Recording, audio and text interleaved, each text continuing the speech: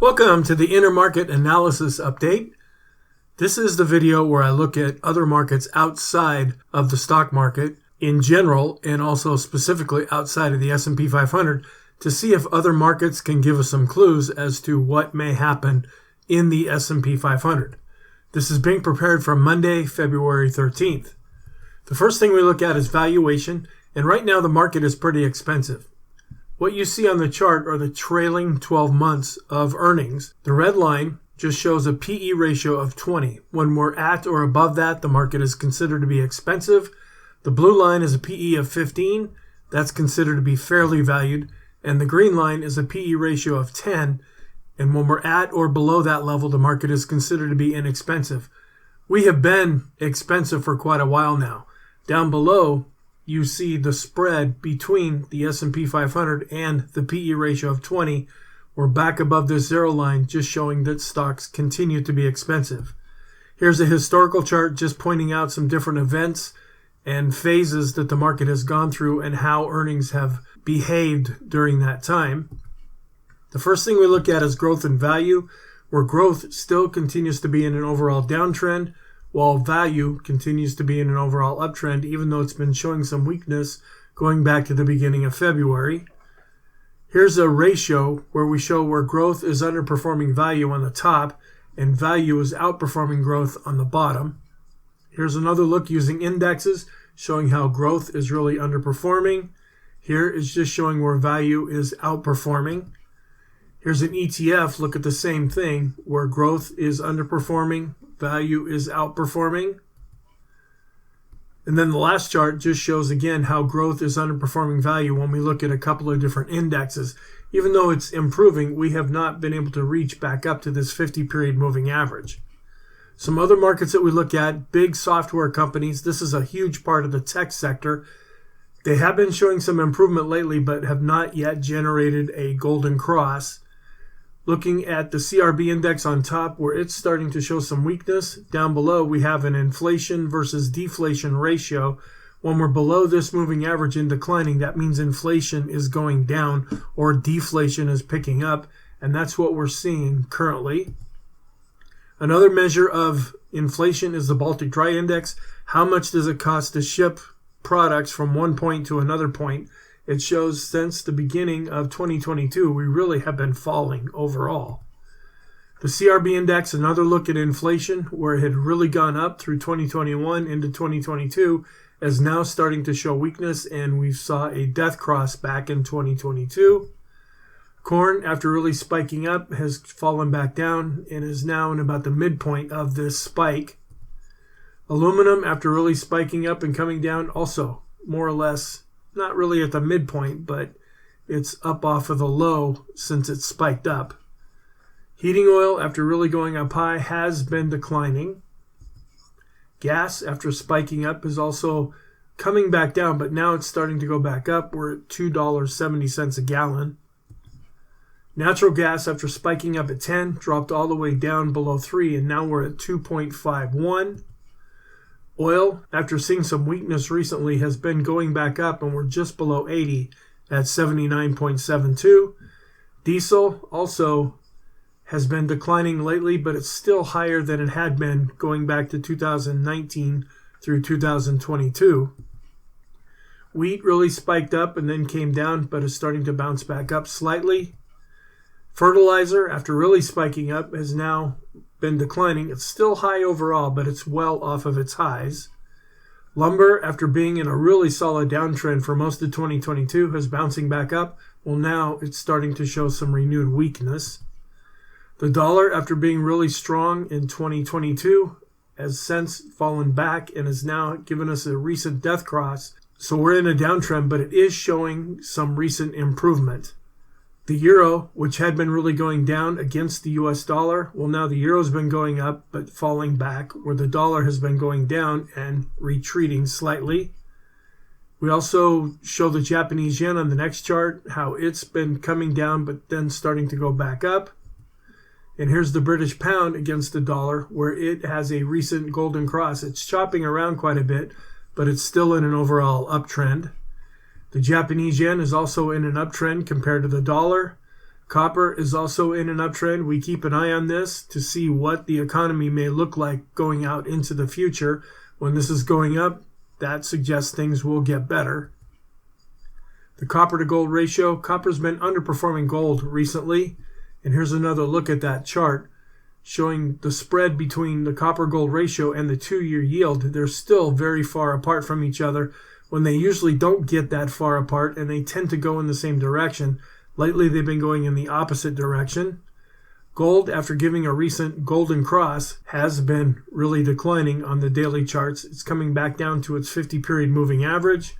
And silver, also a recent golden cross, but has seen some weakness. Looking at some indexes, the CRB to the S&P 500 shows that the CRB is starting to underperform the S&P, where on the next chart it shows the S&P is starting to outperform the CRB index. The NASDAQ 100 to the S&P 500 showing a lot of improvement here, but still in an overall downtrend. Looking at the S&P 500 against some other stocks, here's the mega cap stocks, the really big ones, the Apple, the Microsoft, the Googles. We're seeing some improvement lately, but not enough to produce a golden cross yet. Looking at the mega cap growth, the index we just looked at, and comparing it to the equal weight ratio, that's where all of the stocks in the S&P 500 are counted the same instead of the weighted index that it usually has, where the big companies have more of an influence.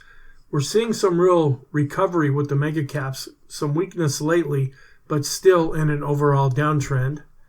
The S&P 500 continues to underperform the S&P 500, and small caps continue to outperform the S&P 500, although we have seen some recent weakness. Low volatility stocks continue to be in an uptrend. These are what folks like to get into when the market runs into difficult times. The low volatility against the S&P 500 shows that the low volatility stocks are still in an uptrend, but are showing some recent weakness. The Dow Jones Composite Average, which takes the Dow, the transports, and the utilities together, that continues to be in an overall uptrend. Looking at Dow theory, we're looking for some kind of divergences here, where transports are starting to break out, but the Dow has not done that. The Dow did really well last fall, going into the end of 2022. It's been chopping more or less sideways, where the transports are starting to break out. We want to see, can the Dow match what the transports are doing, or are the transports going to come back down and match what the Dow is doing? And then we're seeing a little bit of divergence here because utilities are showing some recent weakness when compared to the transports and the Dow. Most people just use the Dow and the transports together. I also include the utilities. Here's another look at what could be a new way of adapting to Dow theory. Up above, we have the S&P 500. That's considered to be a better measurement of the U.S. economy by some folks. And then in the bottom is the NASDAQ, where we were seeing a negative divergence, where the S&P was making a higher high at the end of 2021 going into 2022. Well, the NASDAQ was not making a higher high. That was a negative side, because in 2022, we saw a lot of problems in the market. Well, coming up into the latter part of 2022, we saw a positive divergence where the S&P was making a higher low, where the NASDAQ was making a lower low, and then the NASDAQ is trying to catch up again to the S&P 500. We're seeing some weakness right now. We're above the highs that were set back in December, but we could be breaking below that if we see continued weakness in the S&P. We still have a little ways to go with the NASDAQ, so we'll be watching these different levels to see how they match up with the December highs. The FANG stocks showing some improvement, but not enough yet to produce a golden cross. ARK still is having some trouble. It's been bouncing back up lately, but is now starting to give some of that back and is still in an overall downtrend. The high beta stocks, these tend to outperform the market when we're going up. They also outperform when we're going down, meaning that they go down faster. Well, in 2022, we saw the high beta stocks really going down, but lately we've seen some strength coming back into these stocks. When we're going back up, that's more of a risk-on appetite that the market enjoys. When we're going down, that's more risk-off, where people are getting out of stocks and getting into safer investments. Here's a look at the S&P 500 against some foreign stocks. Those stocks in Europe, Australia, Asia, and the Far East. That's an ETF that you can get into. The S&P continues to outperform these stocks, even though it's showing some weakness overall. Down below, This is more negative because the PBO is actually dropping below zero and continues to decline. Looking at bonds against stocks, the bond ETF is just about ready to give us a golden cross. The Pring World Bond Index just has given us a golden cross over the last few days. Stocks still continue to outperform bonds on the monthly chart, and bonds, the shorter term maturities, are not really outperforming stocks, at least yet. The high yield corporate bond ETF is doing quite well and is in an overall uptrend, even though it's seen some recent weakness. And investment grade bonds, recent weakness, also giving us a recent golden cross. The stock to bond correlation is pretty much neutral overall, a little slight tendency to go in the same direction. When we're above this blue line, what we're measuring tends to go in the same direction. When we're below this red line, they tend to go in opposite directions. The Dow Jones Corporate Bond Index giving us a recent golden cross and is now in an uptrend. Here's the 10-year Treasury yield coming down to 3.744%. Here's another look at that same chart. And then I have another chart here showing how the bond yield on the 10-year has been behaving.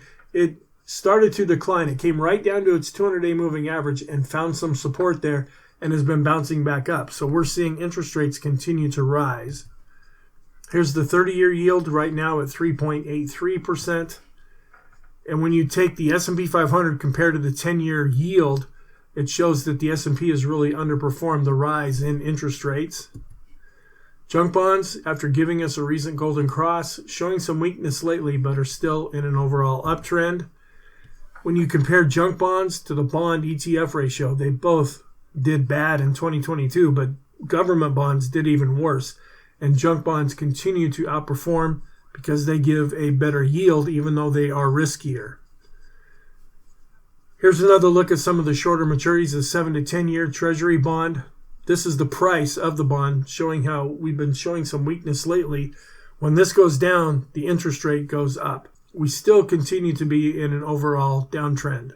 If we can get back above both of these lines, we might see a golden cross. Here's another look at yields where they had been coming down, but over the past week, they really started to go back up.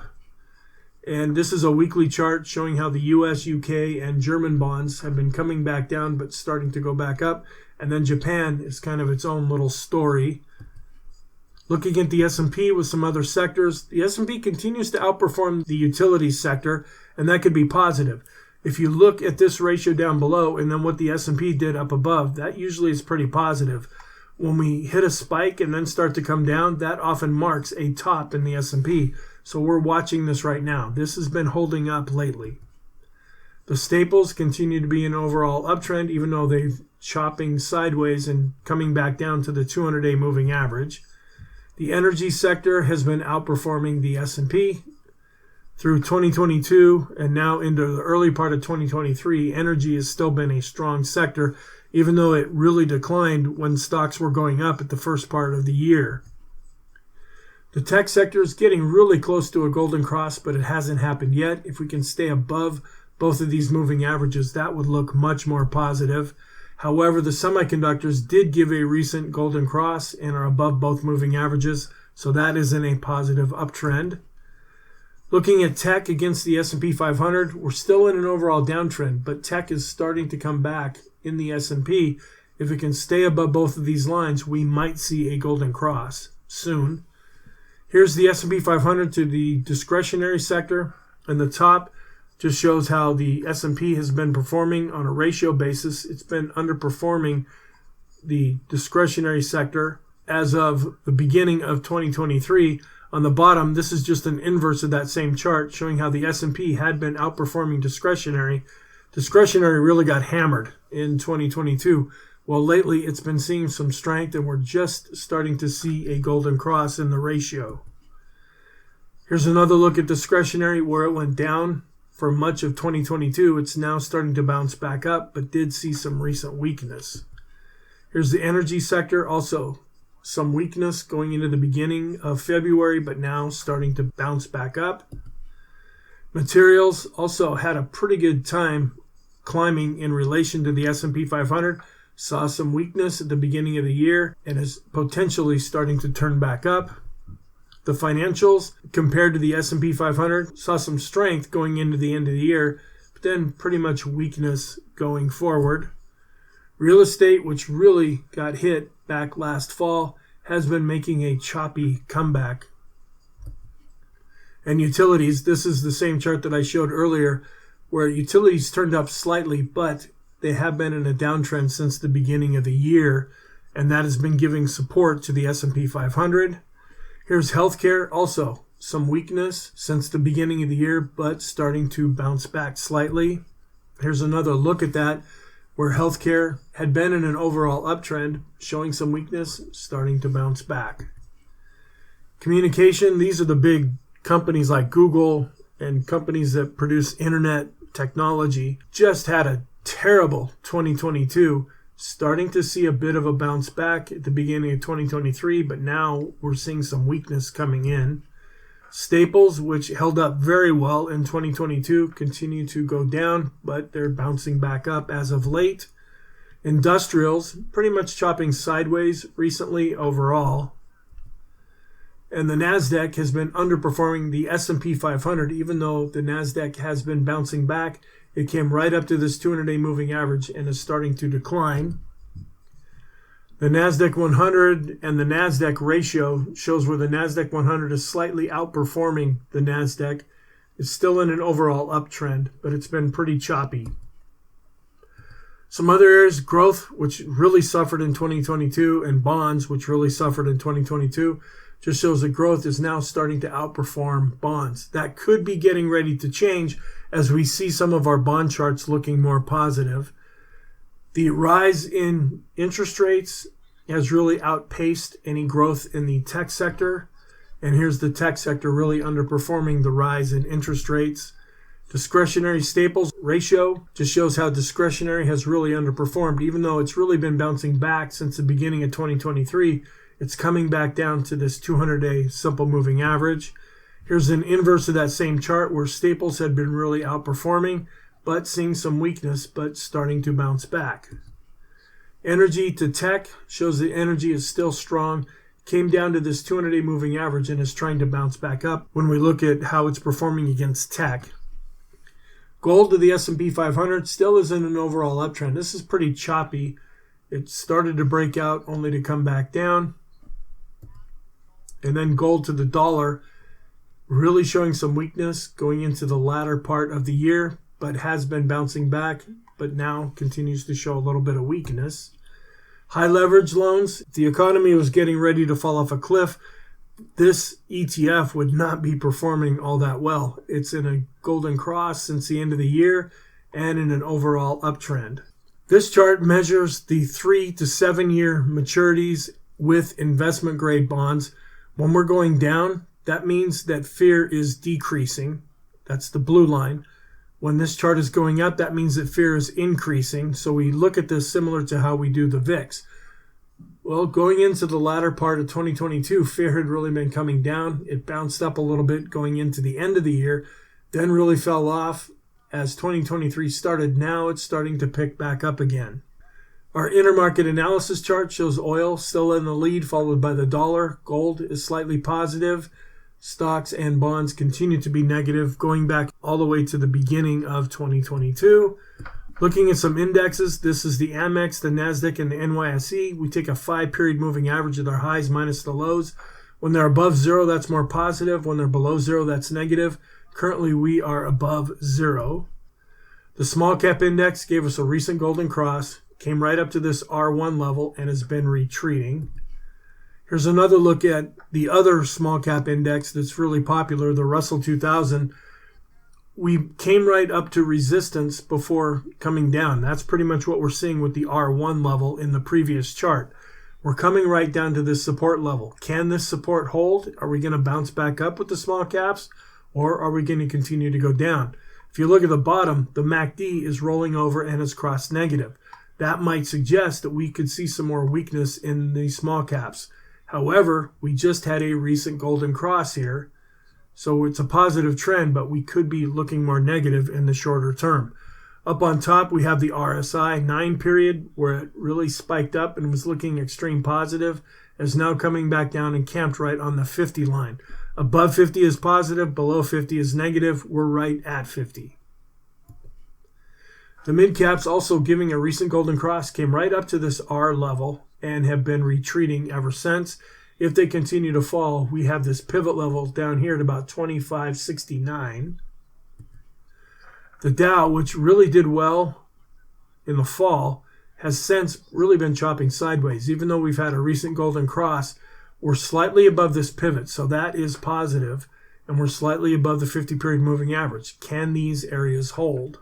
The diamonds, after being negative on Thursday, switched back to neutral on Friday since the Dow was up almost 0.5%. The NASDAQ still continues to be in an overall downtrend. It came up to the R1 level and has since been falling. Here's a Fibonacci chart going back from the all-time high down to the October low. We really didn't get up to a fib level. We're seeing that more on the NASDAQ 100. Here is the NASDAQ 100. We came right back up to this R level and have since been falling back down. We're not at the point yet of generating a golden cross. The Elder Impulse system for the Qs continues to be neutral. The NYSE Composite giving us a recent golden cross and is still in an overall uptrend. The Wilshire just gave us a golden cross this past week, so that's more positive. All stocks in the U.S. and internationally, recent golden cross continues to be in an uptrend. Emerging markets, also recent golden cross, even though it spiked up and is coming back down, it's still in an overall uptrend. China is now in a downtrend, as are the emerging markets. Europe is rolling over. Japan is also rolling over. The S&P is still hanging in there as far as this indicator is concerned, but we're starting to see some more weakness. Bitcoin is still in an overall downtrend. It came right up to the 24,000 level, has hit some resistance, and is starting to come back down. Looking at some correlations, the S&P 500 to the dollar, they're right at neutral currently. They're not having any kind of a correlated relationship. After having a strong tendency to go in opposite directions, now they're having more of a tendency to go in the same direction, but still in opposite directions overall. The S&P 500 to the 10-year, still neutral. And the tech sector to the 10-year also continues to be neutral. S&P to the 2-year, neutral. Looking at home builders, we're seeing some weakness in the S&P. The home builders have been coming down, and their relationship is still pretty strong. Looking at some other charts that I first introduced last week, this is the ICE Bank of America US High Index Option Adjusted Spread. Look at this like you would the VIX. When it's really going up, the market tends to be going down. Well, we're starting to decline right here, and we're still in an overall uptrend. So we're going to see, is that going to turn and go back above this moving average, or will it continue to fall? As long as we continue to fall, that could provide support for stocks. Here's the NYSE looking at a monthly chart with the Copic curve. It's starting to roll over and could be generating a buy signal. Here's another chart with the NYSE showing the NYSE record high percent index. After hitting a bottom, it's starting to turn back up, and a lot of times that gives some support to the NYSE. If the NYSE is doing better, chances are the S&P 500 is as well. Here's the S&P 500 with the PPO, or the percent price oscillator. It's starting to turn back up. And the S&P 500 on the top, the S&P 500 to the CRB index ratio, it's also starting to turn up. So the S&P could be beginning to outperform the CRB index.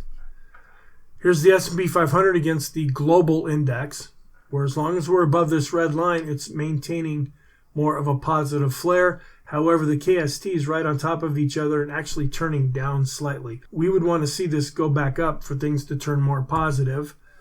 So, what are the positive parts of the market right now? We have the value indexes and ETFs, the euro, the Japanese yen, and the British pound when you compare them to the dollar. Copper is in an uptrend. Gold and silver are in uptrends. Low volatility stocks are in an uptrend. The Dow Jones Composite Average, bonds, not only the bond ETF, but high yield and investment grade bonds, world bonds, and corporate bonds are all in uptrends now. Junk bonds are in an uptrend. Staples, semiconductors, high leverage loans, small caps, mid caps, and the Dow are still in uptrends. The NYSE Composite, and we had a new addition with the Wilshire. The All Stocks Index that we look at and then the emerging markets. So our list is starting to slowly but surely get longer. If we see some more weakness, we'll probably see some things come off of this in the next week or two. On the negative side, growth is still negative. The dynamic software 30 biggest companies continue to be negative. The CRB index is negative. The dollar's negative. Mega cap stocks, FANG, ARK, tech. So a lot of the tech sector is still negative. It's showing some improvement, but not enough to switch over positive, at least yet. The NASDAQ and the NASDAQ 100 continue to be in downtrends, and Bitcoin is also in a downtrend overall. Thank you. I hope you found this useful. I will also be posting what I call a deep dive video, which is where I look at all the charts that I don't really go over in the videos, just to give us a bigger picture look of what's going on. And I'll also be posting the supplemental video where I go through the Isabel Net charts, as well as some other charts that I typically include in the videos. So I will talk to you in the next video.